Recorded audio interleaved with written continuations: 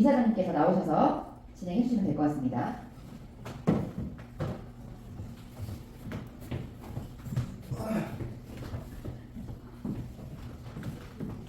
어땠어요? 재밌었어요? 지금부터 알려드리는 거는요, 위스크를 탄생시킨 게 버텍스 AI예요.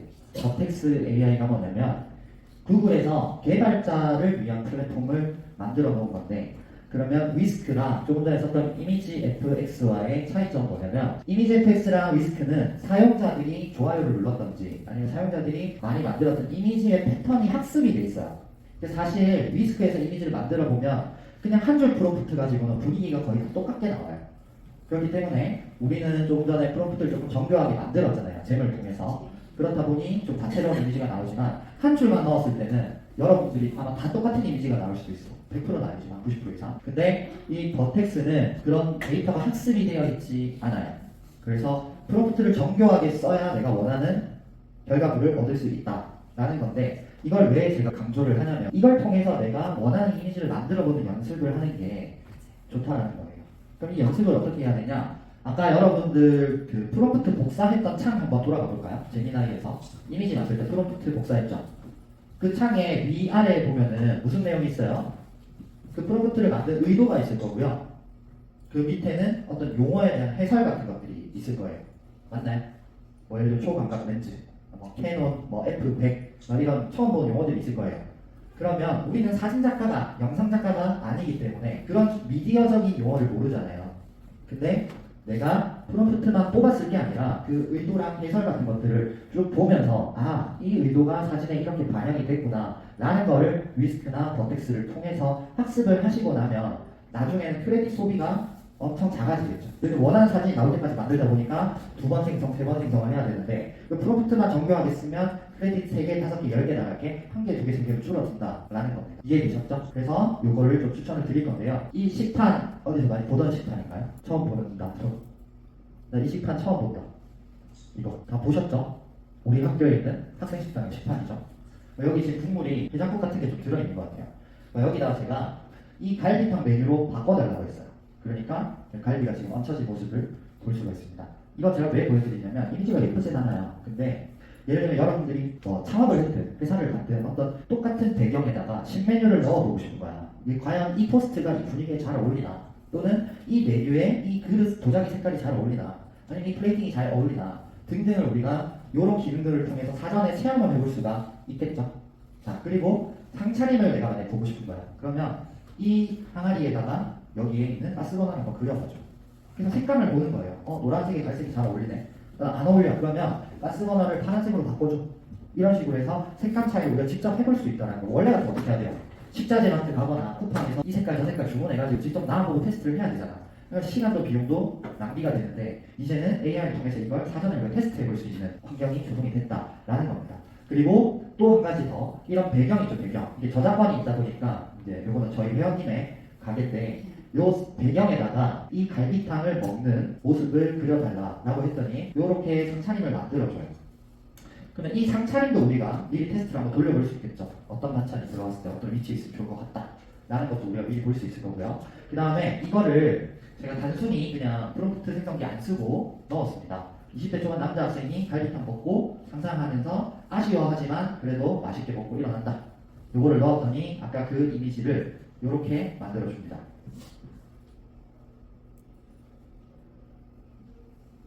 자, 이런 기능들이 되는데, 그러면 SNS에다가 내가 과제를 했어요. 그럼 과제에 대한 요약 영상 같은 것들도 만들어 볼 수 있을 거고, 이미지도 만들어 볼 수 있을 거고, 그러면 지금까지는 SNS가 예쁘고 화려하고 뭐 인싸들만 하는 곳이네 라고 생각했던 친구들이 많을 것 같은데요. 절대 그렇지가 않습니다.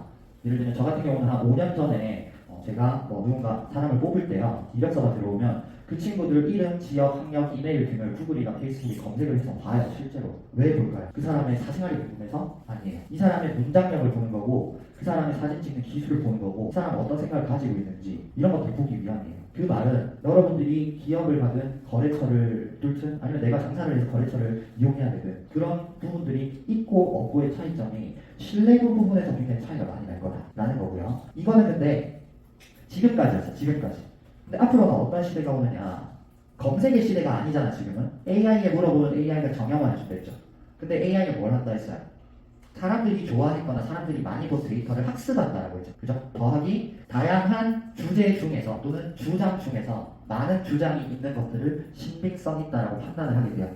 자, 그러면 저는 지금까지 제 인사이트가 모인 파일들이 컴퓨터 용량으로 한 2테라 정도 돼요. 근데 오늘 우리 영어 친구가 저랑 같이 동시에 AI를 신규 가입했어요. 오늘. 저는 그 2테라를 그 AI한테 다 줬어. 근데 영어 친구는 준비된 게 많이 없어.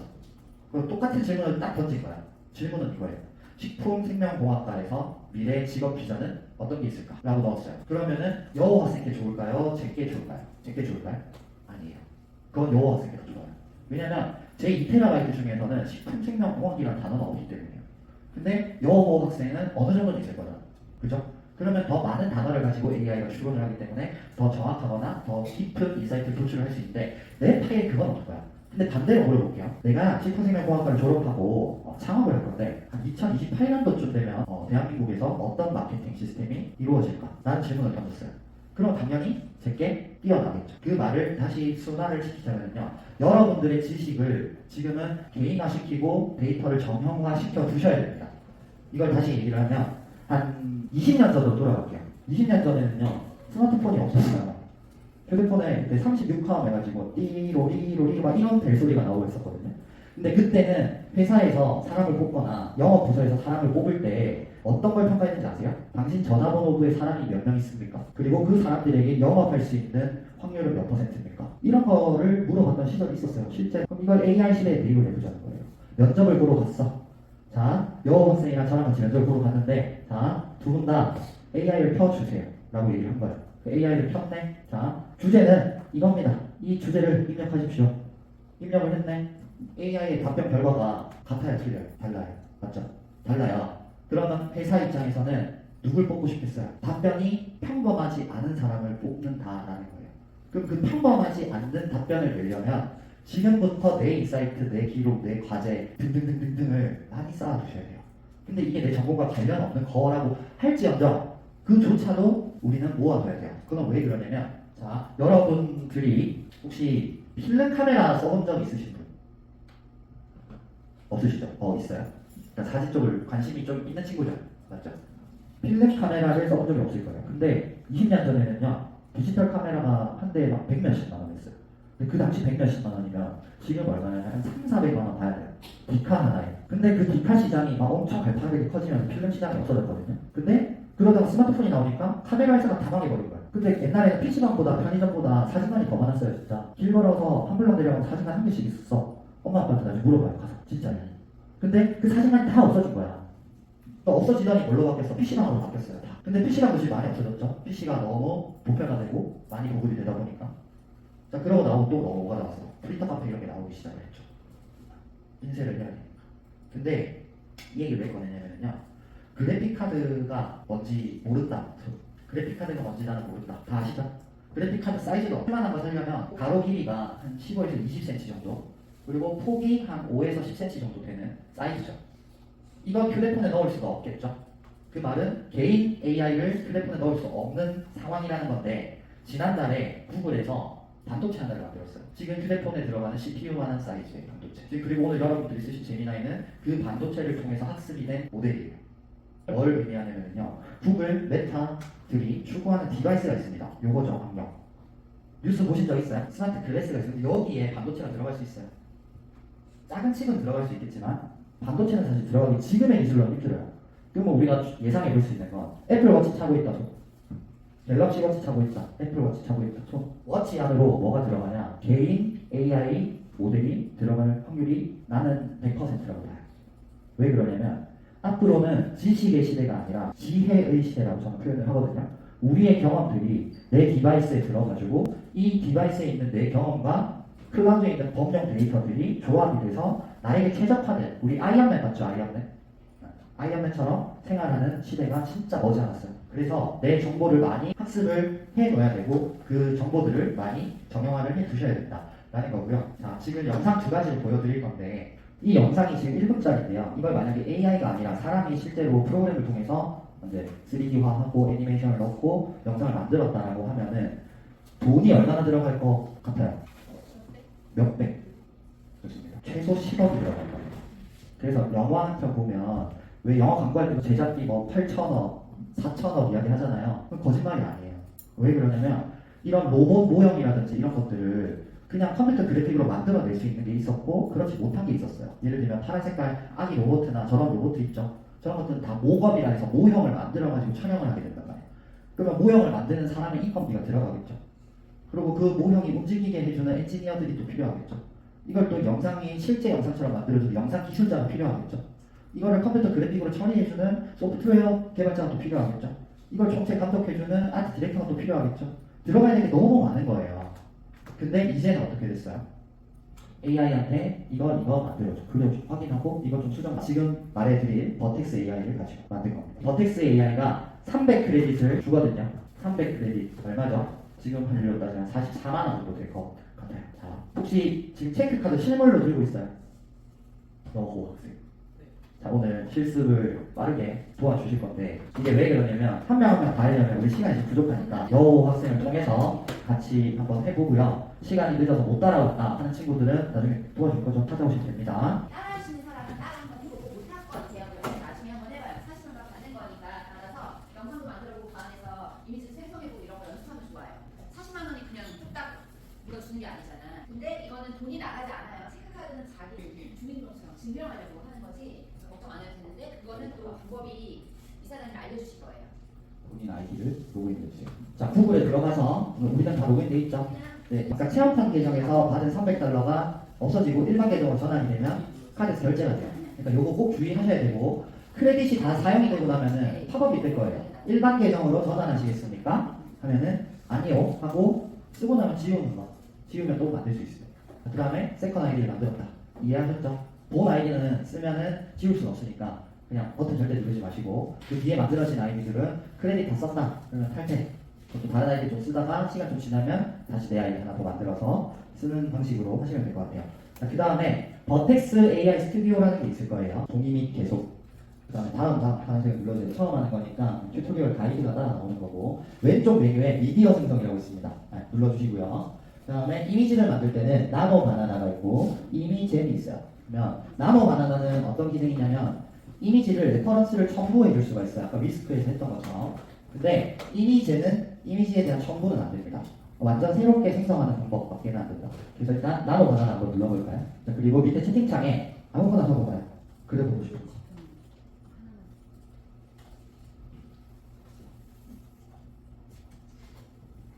자, 이렇게 똑같아요. 프롬프트 넣고 생성하면 이미지가 만들어질 거고요.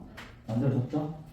자, 그 다음에 이거는 조금 다른 게 여기 첨부 파일에다가 업로드를 해주면은 이 파일 기준으로 뭘 바꿔줘. 아까 위스크에서 했던 것과 동일한 방법으로 쓸 수 있다. 그 다음에 여기 모델이 있어요. 그래서 모델은 제가 추천드리는 거는요. 연습 이미지를 할 때는 요 나노 바나나를 쓰세요. 나노 바나나를 쓰고 근데 이 나노 바나나로 더 이상 좀 뭔가 수정이 잘 안 되는 것 같아. 아쉬워. 그때는 제미나이 스로 프리 이미지 프리뷰라는 게 있습니다. 이 모델을 선택을 하시면 나노 바나나 프로 모드로 적용이 돼서 생성이 된다라는 거를 기억하시고 그 다음에 이미지 사이즈도 여기서 내 마음대로 바꿀 수가 있고 출력 해상도도 화질이죠 화질 바꿔줄 수가 있습니다. 출력 형식도 바꿀 수 있고요. 자 그러면 이제 이 이미지를 가지고 우리가 영상을 만들고 싶다. 그러면 여기 버튼 있죠 이미지 다운로드 이거 눌러주시고 다운이 받아졌으면 미디어 생성 다시 누르고 이거 저장 하지 말고 어차피 저장이 안 돼요. 그 다음 다시 미디어 생성 누르면 VEO라는 비디오 메뉴가 있습니다. 여기서 추천 모델이 VEO2나 3를 가지고 연습을 하세요. 3.1로 바로 가게 되면 크레딧이 빨리 가요. 이해되시죠? 연습할 때 2나 3로 하시고 그 다음에 정말 3.1 한번 써보고 싶다면 쓰세요. 이 금액이 한 4,000원에서 많이 나가도 8,000원까지 나가요. 동영상 하나 만드는데 이해되시죠? 자 그래서 일단은 그러면 연습인데 3.1 한번 써도 되겠죠? 3.1 프리뷰로 놓고요. 근데 실력 쇼츠 영상 한번 만들어 볼게요. 출력 해상도는 좀 빨리 만들기 위해서 해상도랑 길이는 짧게 해주고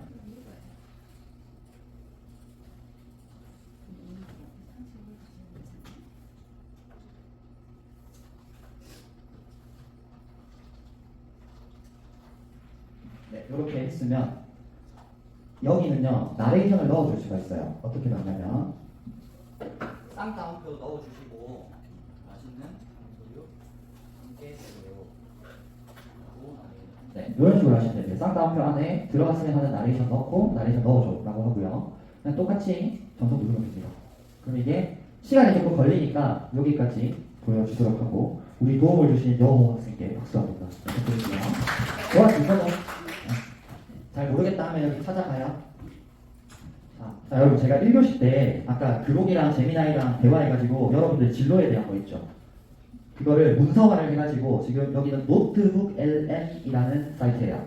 구글 아이디 있으면 다 쓸 수 있어요. 무료예요. 이거 쳐봐요. 노트북 LM. 이거는 진짜 유용할 거예요, 여러분. 노트북 LM 구글 아이디로 넣으면 요 창이 있으니까 사용해보기 누르시고요. 그럼 여기에 오디오 오버뷰, 동영상 개요, 마인드맵 보고서, 플래시카드, 퀴즈, 인포그래픽, 슬라이드 자료 등등이 있습니다. 자, 일단 이 중에서 두 개만 맛보기로 한번 볼게요. 일단 첫 번째는 시간이 없으니까 속도를 조금 빠르게 해가지고. 안녕하세요. 혹시 식품생명공학 전공하면서 내 이해는 어떡하지? 이런 막연한 불안감 느껴보신 적 있으세요? 오늘 제가 그 불안감을 아주 명확한 비전으로 바꿔드릴게요. 구체적인 설계도를 같이 한번 펼쳐봅시다. 아마 많은 분들이 지금 고개를 끄덕이고 계실 것 같아요. 특히 대학교 1, 2학년 때만 겨울방학. 내 전공으로 대체 뭘 할 수 있을까? 이 점이 정말 꼬리에 꼬리를 물죠. 그 막연함 저도 충분히 이해합니다. 하지만요, 바로 그 불안감 있잖아요. 그게 사실은 엄청난 기회가 바로 눈앞에 있다는 시간 혹시 알고 계셨어요? 지금부터 제가 그 이유를 데이터로 딱 보여드릴게요. 여러분이 느끼는 그 불안감은 완전 반대로 시장은 지금 그 어느 때보다 뜨겁거든요. 네, 바로 이 숫자 15%입니다. 이게 뭐냐면요. 이게 뭐죠? 문서를 시각화해주고 오디오까지 넣어준 거죠. 근데 그냥 문서를 읽는 게 아니라 그 문서에 대한 인사이트를 얘네가 3자의 시선에서 풀이를 해준다든지 그 팟캐스트처럼 해설을 해주는 거예요. 그러면 내가 이걸 만드는 방법을 알면 어떻게 해요? 내 문서들을 요약해서 정리할 수도 있을 거고 또는 과제를 할 때 내가 이 문서를 빠르게 확인하기가 힘들어. 그러면은 이런 식으로 마인드맵으로도 만들어줍니다. 보시면 이 문서를 이렇게 마인드맵 형태로 만들어주기도 하고 그 다음에 퀴즈 같은 것도 돼요. 그럼 이 문서에 대한 이해를 내가 확실하게 하고 싶으면 이런 식으로 퀴즈를 풀이해보는 것도 좋고 그리고 블로그 글로도 만들어주고요. 이런 식으로 그래픽화를 해주기도 합니다. 이거 하는 거 어렵지가 않아요. 아까 노트북에 다 들어와 있죠? 들어오셨으면 새 노트 만들기 하고요. 그냥 여기다가 예를 들면 유튜브다 하면은 유튜브 웹사이트 넣어서 링크 넣으면 되고 아니면 저처럼 AI를 통해서 만든 문서다 하면은 그냥 이거 넣으면 돼요. 넣으면 되고 구글 드라이브면 드라이브 불러오면 되고 그러고 나서 확인을 누르면 이 버튼들이 활성화가 될 거예요. 그래서 내가 필요한 거를 버튼을 눌러서 활성화를 하시면 된다. 이해하셨나요? 네, 마지막으로 유튜브 업로드 또는 SNS 업로드 하실 때에 우리가 제목이 있고 설명글이 있고 해시태그가 있고 히드 태그라는 게 있을 거예요. 혹시 차이점이 뭔지 아시나요? 유튜브 하고 있는 친구가 있어요. 아까 유튜브 하던 친구 누구예요? 올려봤다. 없어요? 유튜브에 제목을 써준다. 그 다음에 해시태그가 있다, 설명글이 있다, 히드 태그가 있다. 네 가지가 있다 했어요. 그러면 이 유튜브에서 해시태그를 올려줄 때 사람들은 이렇게 얘기를 해요. 그냥 많이 떠있는 해시태그를 넣어주면 내 영상이 많은 곳에 노출이 되겠지 라고 생각을 하는데 유튜브 알고리즘은 그런 식으로 작동하지가 않습니다. 그래서 내가 업로드하고자 하는 키워드의 정확한 역할을 우리가 이해를 하고 그 역할에 대한 분류를 해줘야 돼요. 그래서 대, 중, 소로 나눠가지고 키워드를 배치를 해줘야 된다. 그러면 제목이 있을 거고 설명글이 있을 거다라고 했는데 제목에는 어떤 키워드들이 들어가줘야 될까요? 정확하게 그 카테고리와 일치하는 제목의 단어를 넣어줘야 돼요. 예를 들면 쿠킹을 하려고 해서 내 제목과 상관없는 예를 들면 이 음식 먹으면 죽습니다. 이런 것들이 들어가게 되면 음식과 죽는다라는 말은 상반되는 단어잖아요. 그렇게 되면 알고리즘은 이게 뭐야? 라고 생각할 수 있어요. 그럴 때는 차라리 제목에는 이런 음식의 비밀 정도로 하고 썸네일에다가 잘못 먹으면 죽습니다. 이런 식으로 해주면 유튜브는 썸네일에 있는 텍스트까지는 학습을 할 수가 현재는 없어요. 때문에 문제없이 노출이 잘 될 수 있다라는 거고요. 해시태그를 막 10개, 20개 쓰는 사람들이 있는데 이거는 무슨 말이냐면 제가 오늘 학생들 처음 만났죠. 우리 다 같이. 근데 제가 갑자기 나타나가지고 안녕하세요. 저는 이혼 전문 변호사이기도 하자 아동 심리학자이기도 하자 마케터이기도 하자 AI 전문가이기도 하고요. 무슨 유치원의 원장으로 근무를 하면서 어디 건설의 소장으로 근무를 하고 있어요 라고 하면 저 뭐 하는 사람이에요? 모르겠죠. 맞나요? 근데 깔끔하게 이렇게 정리를 하고 해볼게요. 저희 아버지가 시골에서 건설업을 하고 계시고요. 그리고 저는 지금 AI 융합 전문가로서 마케팅과 기획을 같이 병행하고 있습니다. 라고 얘기를 했어요. 그러면 어떻게 여러분 머릿속에 저는 뭐 하는 사람이 된 거예요? AI를 가르치는 사람 또는 기획이나 마케팅을 잘하는 사람으로 인식이 되겠죠. 그래서 유튜브에다가 해시태그를 달아줄 때에도 이 컨텐츠가 정확하게 어떤 카테고리입니다라고 알려주는 역할인 거지. 예를 들면 한강에 갔어. 한강에 갔더니 샵 한강 라면, 샵 한강 분수대 이렇게 넣어버리면은 말이 안 나는 거예요. 나는 한강 라면을 안 먹었으면 한강 라면을 안 넣어야 되는 게 맞는 거예요. 차라리 그럴 때는 한강에 피크닉을 갔어 내가 오늘. 그러면 차라리 그럴 때는 샵 주말, 샵 피크닉, 샵 한강 피크닉 이렇게 좁혀줘야 된다는 거예요. 이해되실까요? 그렇게 해야 알고리즘이 이거는 한강에 피크닉 간 게시물이구나 라고 표현을 알아듣는 거고, 만약에 거기에 한강 주차장, 샵 한강 자동차 주차용 꿀팁 이게 달려있다라고 칠게요. 그러면은 이거는 주차를 설명하는 글인지 한강을 설명하는 글인지 피크닉을 설명하는 글인지 컴퓨터는 알 수가 없다는 거예요. 그래서 부가적인 것들은 다 배제를 하고 해시태그를 써줄 때 정확하게 그날의 스토리를 알려줄 수 있는 대중소로 나눠서 올려주셔라. 유튜브를 올릴 때 보면은요 히든 태그라는 게 있습니다. 히든 태그는 뭐냐면 저희 회원 채널인데 여기에 들어가는 태그가 히든 태그예요. 이해되세요? 그러면 예를 들면 내 영상이 그래도 뭐 한강 라면과 어느 정도 연관이 있는 것 같아 넣어보고 싶어 할 때는 여기 히든 태그에 넣어주시는 게 맞다. 그래서 제목이라든지 설명글에, 그러니까 시청자들이 보이는 영역에서는 유튜브도 그걸 메인으로 판단을 하기 때문에 그때는 추천되는 개수가 3개입니다. 제가 개인적으로 말씀드리는 거는 3개. 그런데도 카테고리별로 조금 폭넓은 키워드들이 있을 수 있어요. 그럴 때는 최대 5개는 넘기지 않는 것을 추천드린다라는 거고, 인스타그램도 마찬가지고요. 네이버 블로그도 마찬가지고요. 인스타그램, 기타 등등 SNS는 해시태그가 많다고 좋은 게 아니다. 정확하게 로드맵을 펼쳐준다라고 생각하시고 대, 중, 소로 잘 분류를 해서 3개 정도로 깔끔하게 정리를 해주시는 게 좋다. 그리고 그날에 있었던 어떤 해프닝이라든지 이런 것들은 설명글에 작성을 해주시는 게 좋다. 이렇게 생각하시면 될 것 같습니다. 그래서 오늘 마무리할 건데, 아까 말했다시피 여러분들이 앞으로 AI를 통해서 해야 되는 건 그냥 단순히 공부나 학습 등등이 아니라 기획을 할 줄 알아야 된다라고 말씀드렸습니다. 기획이라는 건 원래 있던 걸 그냥 뺏으는 건 카피죠. 기획은 이제 뭔가를 이롭게 하거나 변화를 시키거나 디벨롭을 시켜야 된다. 그러기 위해서 AI의 각각 장단점들을 파악하고 써야 된다. 그리고 오늘 그걸 이미지로 만드는, 그 다음에 영상으로 만드는 것들을 배우셨습니다. 자, 그러면 이제 이걸 자산화하자. 내가 너무 시간이 바빠. 그러면 오늘 내가 만든 레포트를 아까 보여드렸던 노트북 LM에서 영상으로 만들어서 그 영상을 올려도 충분히 내 자료로서 활용이 가능하다라는 거죠. 이해되시죠?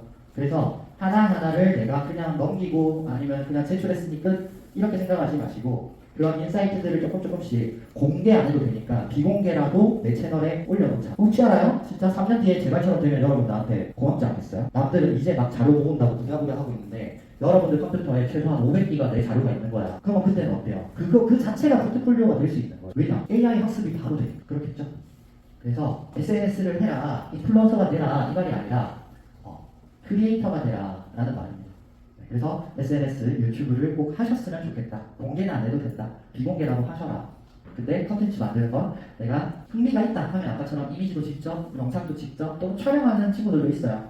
그렇게 하셔도 되고, 나 진짜 그거는 죽어도 내 취향과 맞지 않아 라고 한다면 마지막에 보여드렸던 노트북 LM이라는 걸 사용해서 우리가 조금 컨텐츠를 만들어 볼 수 있을 것 같습니다. 네, 오늘 수업 저는 여기까지 하고요. 마무리는 우리 안지영 교수께서 해주시겠습니다.